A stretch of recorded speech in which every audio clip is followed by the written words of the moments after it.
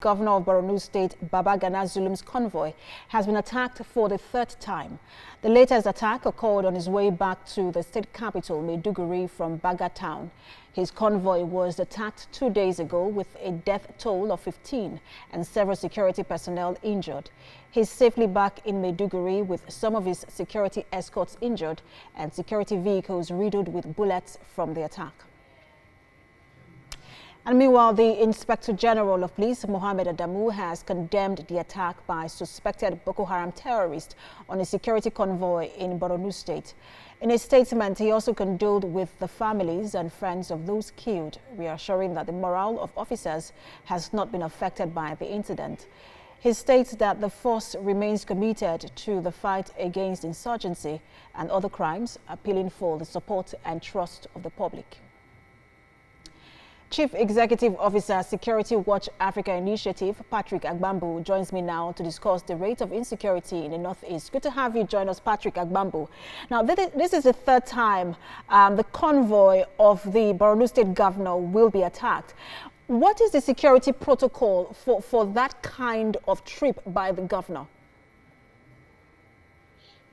Thank you for having me. I think there must be serious question and investigation on how frequently there's attack on the convoy or the movement of the governor of Borno State, because this is getting so worrisome. I think that with all necessary security caution, this should not be happening. The first one that happened on where the security personnel were killed, I think it should never have happened, because I think for such movement, expected that there should have been some air cover to be able to monitor the route moving from Maiduguri to Baga town. The road is very bad, and so it gives room for these hoodlums, these terrorists, to be able to ambush any particular vehicle on that road, because no vehicle can move faster, and these people they know the road very well.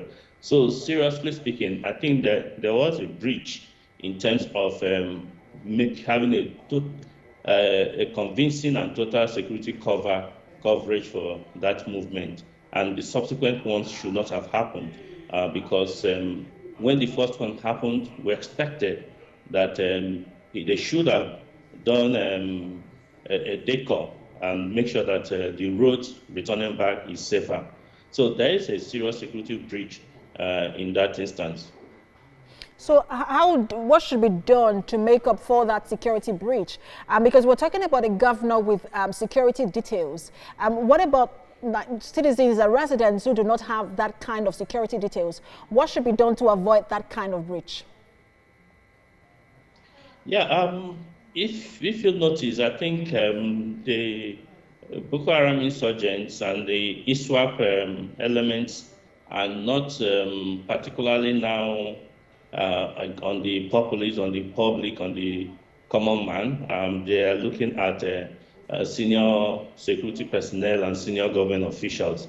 And so I think that for such situation, and for a governor who is the chief security officer of the state, I expected that his security details should be able to have given advice on the movement, on that movement.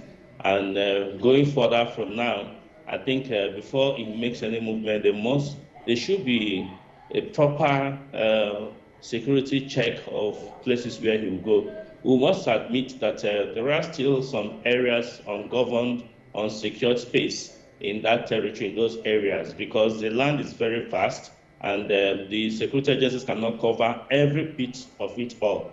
I have visited there several times. I was just there last week, and I can tell you that there are still a lot of areas that is opened that needs to be covered.